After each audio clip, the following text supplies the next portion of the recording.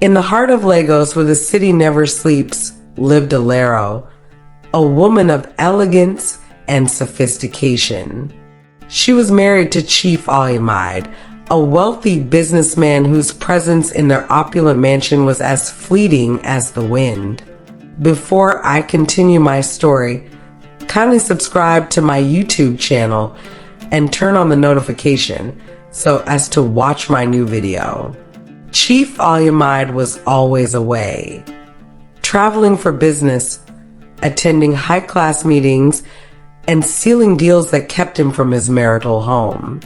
Alero, despite the wealth surrounding her, lived in a vacuum of loneliness. The mansion was enormous, filled with expensive art, golden chandeliers, and the latest technologies, yet it was void of love and warmth. Alero often found herself gazing at the empty side of her bed, longing for companionship.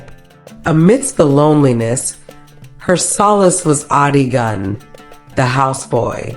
Unlike the other domestic staff, Adigun had a unique charm, an irresistible mix of humility, strength, and a kind heart that made him stand out.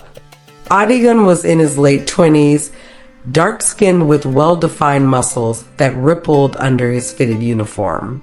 He was diligent, respectful, and carried an aura that made Alero's heart beat differently whenever he was around. One fateful evening, as Alero sat on the balcony sipping her glass of red wine, Adigun came to clear the table beside her. The scent of his cologne lingered in the air, making her close her eyes momentarily. "Madam, is there anything else you need?" His deep voice cut through the silence. Alero hesitated before shaking her head, her eyes scanning him in a way she had never done before. Days turned into weeks, and the subtle exchanges between them grew. Alero found herself looking forward to Adigun's presence, watching him from the corner of her eye as he worked diligently around the house. She noticed the way his veins popped whenever he carried heavy items, the way his lips curved when he smiled, and the way his deep brown eyes held warmth. Her attraction to him became undeniable. One rainy evening, the power went out in the mansion. The entire house was swallowed in darkness, save for the flickering candlelights placed strategically around. Alero was startled by the thunder and called for Adigun. He came running, his presence immediately soothing her fears. "Madam, don't worry. I will check the generator," he assured, his voice steady and comforting. As he turned to leave, a sudden burst of thunder made Alero instinctively grab his arm. The touch sent a jolt through both of them, and for a moment, they just stared at each other. Alero could feel her heartbeat racing.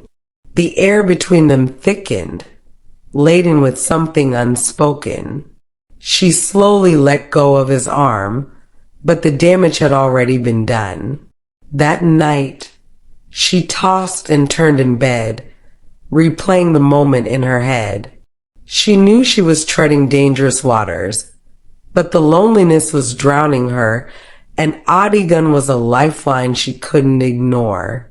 The following day, she found herself in the kitchen, watching Adigun prepare breakfast. He moved with such ease, his tone back flexing under his shirt as he worked. "I didn't know you could cook," she said, leaning against the counter. He turned, slightly surprised by her presence. "Yes, madam. My mother taught me. Call me Alero," she said, her voice softer than intended. Adigun hesitated before nodding. "Okay, Alero." The way he said her name sent a thrill down her spine. She was playing with fire, but the heat was intoxicating.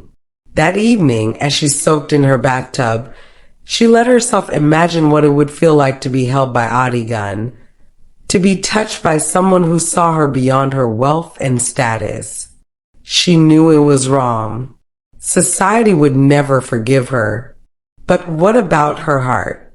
What about her desires? The tension between them grew thicker by the day. Glances turned into prolonged eye contact. Accidental touches lingered longer than necessary, and their conversations became filled with unspoken words. One evening, after a particularly long day, Alero poured herself a glass of wine and sat in the dimly lit living room. Adigan walked in, hesitating when he saw her. "Sit with me," she said, her voice barely above a whisper. Adigan hesitated, then slowly lowered himself onto the couch beside her. "Are you happy, Adigan?" she asked, swirling the wine in her glass. He turned to look at her, his expression unreadable. "I survive, madam." She reached for his hand, her fingers grazing his. "Call me Alero," she reminded him. He swallowed hard, his jaw tightening as their eyes locked. The air around them was electric. Without thinking, Alero leaned in, her lips hovering near his. "Tell me to stop," she whispered, her breath warm against his skin. But Adigan didn't. Instead, he closed the distance between them, his lips capturing hers in a kiss that sent shockwaves through her entire being. The world outside ceased to exist. In that moment, there were no rules, no societal expectations, just raw, unfiltered passion. They pulled away, breathless. Reality set in, but neither could ignore what had just happened. Alero's mind screamed warnings, but her body craved more. That night, she lay awake, her fingers tracing her lips where Adigan had kissed her. She was in trouble, deep trouble. The days that followed were a whirlwind of emotions. Every stolen moment between them was a battle between right and wrong. One evening, as they stood in the hallway inches apart, Chief Olumide's voice suddenly echoed through the house.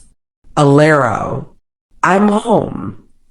Panic surged through her. Adigan stepped back, his face returning to its usual composed state. But Alero's heart was in chaos. Chief Olumide had returned unannounced. The tension in the house was suffocating.